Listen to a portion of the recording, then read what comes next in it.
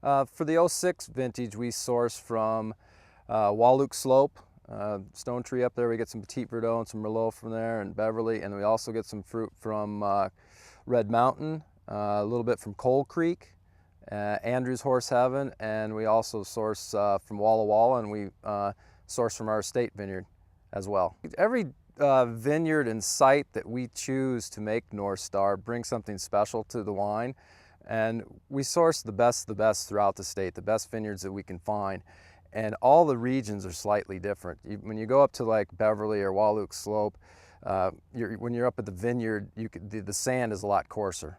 When the floods came through, there was an eddy that was created, or eddies were created, and the sand settled there, and it's coarser sand.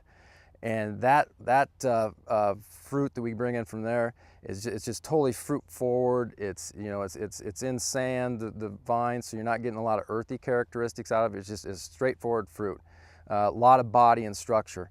And then you go maybe over to Coal Creek, and that's a slightly different site, and that's got a lot of tannin and a lot of longevity and structure to it. And the same thing with Red Mountain, it kind of brings that. And then a Horse Heaven, Andrew's Horse Heaven, that's a slightly different spot, and it'll bring a little bit more of the finish in the wine. It finishes up the wines that we make.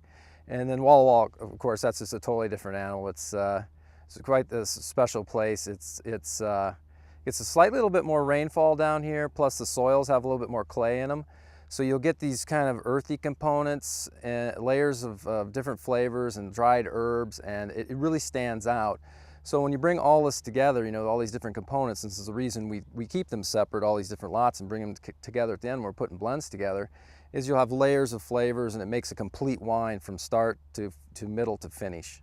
I mean, we've got some background with these vineyards. One of the nice things about working here at Northstar is we've been working with many of these vineyards since 1994, so we've got a history with them and some experience with them. So I know that, yes, the Beverly and the Stone Tree it's going in the Columbia Valley. It's going to be part of the core wine. And then, we've got some other stuff we're working with, new vineyard sites, and/or vineyard might perform differently on a different vintage, which is also nice.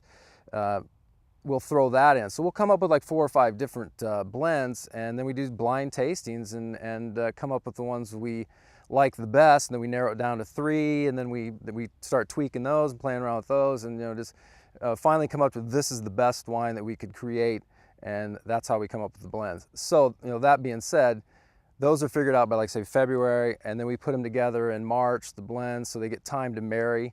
Put all those into tank and back into barrel and let it marry together before we bottle.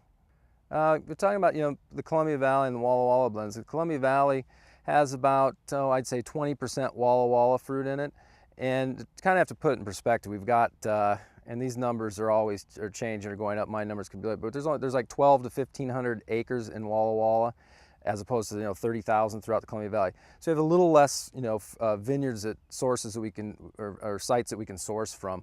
So we're at about 20% now. I see that down the road it'll grow, but right now that's what we're putting in.